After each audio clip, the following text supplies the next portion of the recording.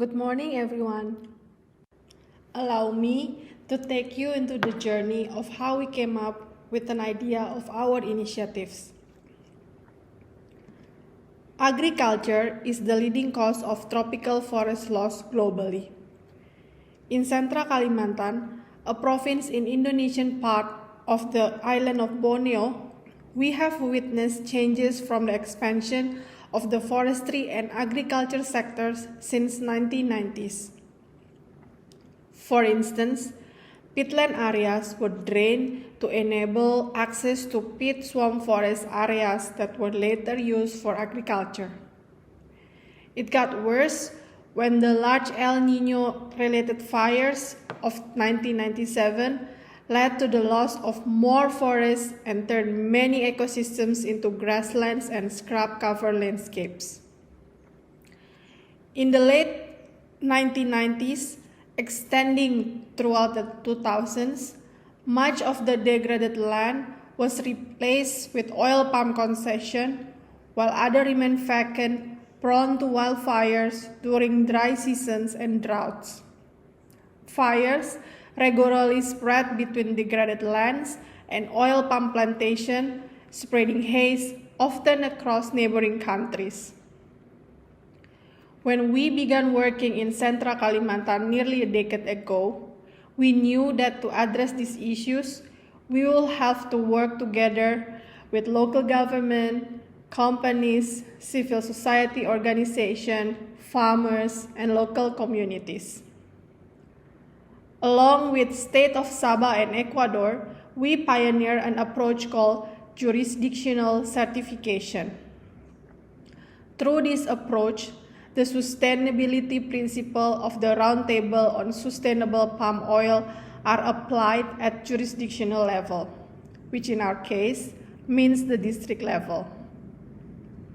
By using this approach, the district where we work, called Seruyan and Kota Waringin Barat districts, have been able to issue laws and regulation to ensure that commodity production, in particular oil palm cultivation, is sustainable. After launching this work in 2015, we discovered it was not addressing all social and environmental issues in the landscape. The places where the tracts of natural forests remain are also places where indigenous community lives, and oil palm is not cultivated. And the fires that caused transnational haze, most recently in 2015 and 2019, often started and spread across degraded landscape, beyond the boundaries of plantations.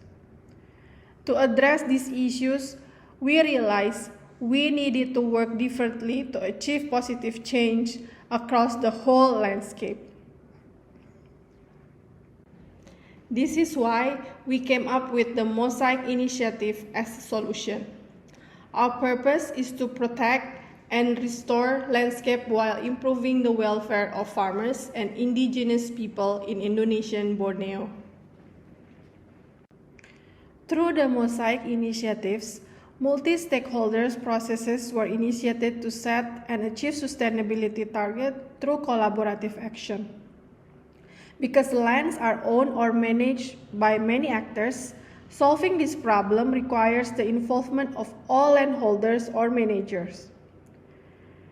As they set their targets, they will also be motivated to achieve those targets, which will be monitored through a district monitoring systems. Through the leadership of the district governments, regulation will be issued to ensure all commodity producers comply with sustainability principles and criteria, including protecting forests and restoring degraded landscape. Through Forest Management Unit in the district, the national government will also manage the state forest areas with sufficient resources and capacity. Eventually, there should be an incentive, particularly for local communities, to make the transition to sustainability. While big companies have the resource and capacity to make changes, small farmers do not. They need help. From the Mosaik Initiative, we have achieved some number displayed on the slide. However, kindly bear in mind that this is not merely statistics.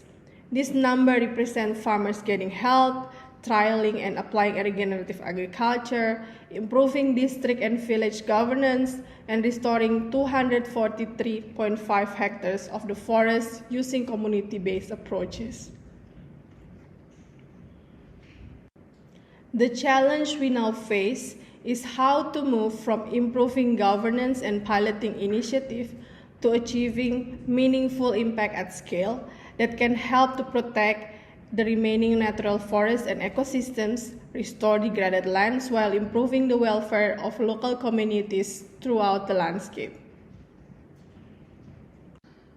And the way we see it moving forward is by using this example. First, by certification. Palm oil producing villages currently are enjoying the benefits from selling their RSPO certificates. This is a sum of money that may not be much at individual level, but enough to initiate a community-level business such as producing organic fertilizer to supply neighboring villages, including fire-free indigenous villages. As farmers formerly used burning as a source of nutrients for their crops, they now need alternatives, cost-effective fertilizers such as organic fertilizer. And number 3, the restoration villages also require fertilizer for certain species to grow. By using organic fertilizers, they can ensure the ecological sustainability of their crops and earn further price premium by selling organic produce. And finally, number 4, villages maintaining intact forests can produce non-timber forest products such as coconut and rattan and sustainable aquaculture.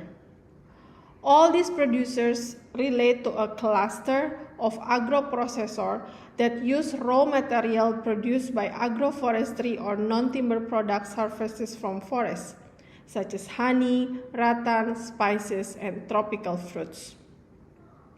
So, numerous small to medium-scale industry will process sustainable products from community farming systems, and the district will also invite educational and research organizations to encourage highly skilled labor to produce sustainable agricultural products and support industries such as fertilizers and seedlings.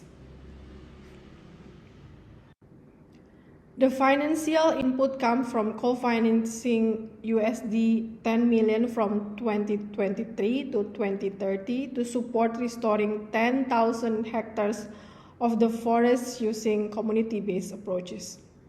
The funds will be channeled to support 2 district-wide sustainable village development programs called Gawi Bahaum.